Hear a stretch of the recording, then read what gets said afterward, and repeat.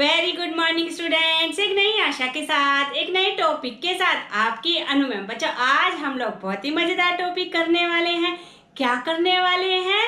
हम आज निबंध के आरंभ में या अंत में लिखे जाने वाले स्लोगन के बारे में बात करेंगे। जिस प्रकार फिल्मों में डायलॉग्स मैटर करते हैं, ठीक उसी प्रकार से निबंध में स्लोगन मैटर करता है। यदि आप स्लोगन लिखते हैं तो परीक्षक आपसे प्रभावित हुए बिना नहीं रह सकता और उसे निबंध में आपको अच्छे अंक देने ही पड़ेंगे। जिस प्रकार हमें फिल्में तो याद नहीं रहती, लेकिन उसमें बोले हुए प्रत्येक डायलॉग याद रहता है। अब मैं आपके सामने कुछ डायलॉग बोलूंगी और आपको याद करना है कौन सी फिल्म का है। रिश्ते में तो हम तुम्हारे बाप लगते हैं, नाम है शहंशाह। क्या बोलती हूँ, बड़े बड़े शहरों में छोटी छोटी बातें होती रहती है।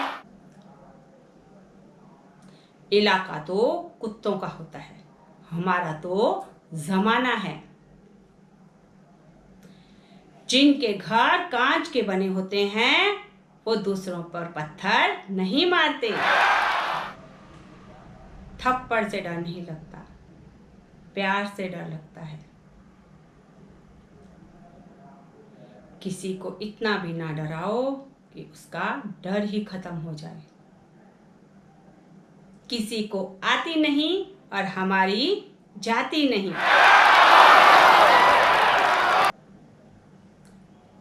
हम तुम्हारे अंदर इतने छेद करेंगे कि तुम कंफ्यूज हो जाओगी सांस कहां से लें। और बेटी को बचाना ही नहीं, पढ़ाना भी जरूरी है साहब।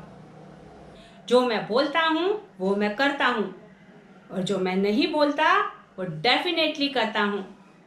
इसका दूसरा वर्जन भी आपको पता होगा। जो मैं बोलता हूँ वो मैं करता हूँ और जो नहीं बोलता उसे मैं व्हाट्सअप करता हूँ। तो इस प्रकार से आपको फिल्मों के डायलॉग याद रहते हैं। इसी प्रकार से परीक्षक भी आपके द्वारा लिखे गए स्लोगन से प्रभावित होगा। तो आपको क्या करना है, या तो निबंध के आरंभ में या अंत में आपको स्लोगन लिखना है। यदि आपके निबंध का टॉपिक है समय का महत्व बताइए, तो आप निबंध आरंभ करने से पहले या बाद में आप कबीरदास जी का दोहा लिख सकते हैं। काल करे सो आज कर, आज करे सो अब, कल में परले हो गई बहुरी करेगा कब। या फिर आपका टॉपिक आता है जीवन का सबसे बड़ा शत्रु आलस्य, तो आप यहाँ पर भी कबीरदास जी का दोहा लिख सकते हैं कि आलसी लोग अक्सर सोचते हैं आज करे सो काल कर, काल करे सो परसों, जल्दी जल्दी क्यों करे, जीना है बरसों। तो इस प्रकार से आलसी लोगों के बारे में आप संक्षिप्त में बता सकते हैं। स्लोगन से आपके निबंध में चार चांद लग सकते हैं। अब यदि आपके निबंध का टॉपिक है गुरु का महत्व बताइए, तो आप यहाँ पर कबीरदास जी का दोहा लिख सकते हैं। क्या लिख सकते हैं? गुरु गोविंद दोऊ खड़े, काके लागू पाँव, बलिहारी गुरु आपने गोविंद दियो बता। तो इस प्रकार से आपके निबंध में लग जाएंगे चार चांद। यहाँ पर मैंने कुछ स्लोगन दिए हैं, जैसे बेटी पढ़ाओ देश बचाओ, जल ही जीवन है। यदि जल का महत्व बताने के लिए आए तो आप क्या लिख सकते हैं? जल ही जीवन है। या दहेज पर आता है तो दहेज जो भी मांगेगा इंडिया उसे सूली पर टांगेगा। या दया का महत्व बताइए, आपका टॉपिक है तो आप कैसे लिख सकते हैं? दया धर्म का मूल है, पाप मूल अभिमान, तुलसी दया न छोड़िए जब लग घट में प्राण। या फिर ऋतुओं के बारे में आता है, वर्षा ऋतु के बारे में, वसंत ऋतु के बारे में, या फिर गर्मी की ऋतु के बारे में, या फिर शिशिर ऋतु के बारे में। तो आप कई प्रकार के स्लोगन लिख सकते हैं, लेकिन ये स्लोगन सभी पर लागू होता है। रंग रंग की ऋतुएं आंगन में आती है, मेरे भारत को रंगों में रंग जाती है। या फिर इस प्रकार का जल थल भरे अपूर सब, गगन धरती सब मिल गए हैं। ये किस पर है? वर्षा ऋतु का महत्व बताने के लिए है। सजी हुई है दीपों से नगरी, देख मेरा मन ललचाया। यदि आपको दीपावली पर निबंध लिखना आता है तो इस प्रकार का स्लोगन लिख सकते हैं। यदि आपके निबंध का टॉपिक है पेड़ों का महत्व, तो आप लिख सकते हैं पेड़ नहीं ये हरा सोना है।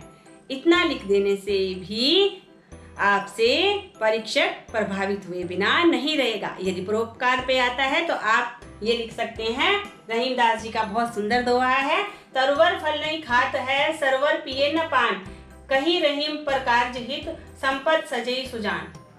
यानी जिस प्रकार से पेड़ अपना फल नहीं खाते, नदियां सरोवर अपना पानी नहीं पीता, ठीक उसी प्रकार से जो सज्जन व्यक्ति होते हैं वो दूसरों के लिए अपनी संपत्ति इकट्ठी करते हैं ताकि वे परोपकार के कार्य कर सकें। खेल रही जी भरकर होली, नटखट बच्चों की यह टोली। ये आप होली के निबंध में लिख सकते हैं। मैंने स्लोगन पर अनेक प्रकार की वीडियो बनाए हुए हैं। आप यदि मेरे YouTube में जाकर सर्च करेंगे तो आपको वो मिल जाएंगे, और आप यदि उसके साथ प्रैक्टिस करेंगे तो आपके लिए स्लोगन लिखना हो जाएगा बाएं हाथ का खेल, और आप पाएंगे परीक्षा में अधिकतम अंक। जिस प्रकार फिल्म डायलॉग्स के बिना अधूरी होती है, ठीक उसी प्रकार से हमारे निबंध भी डायलॉग्स या स्लोगन, दोहे, सूक्ति के बिना अधूरे माने जाते हैं। परीक्षक आपसे प्रभावित नहीं हो सकता जब तक आप उसमें कोई उक्ति, दोहा या कहावत नहीं डालेंगे, तब तक आप परीक्षक को प्रभावित नहीं कर सकते।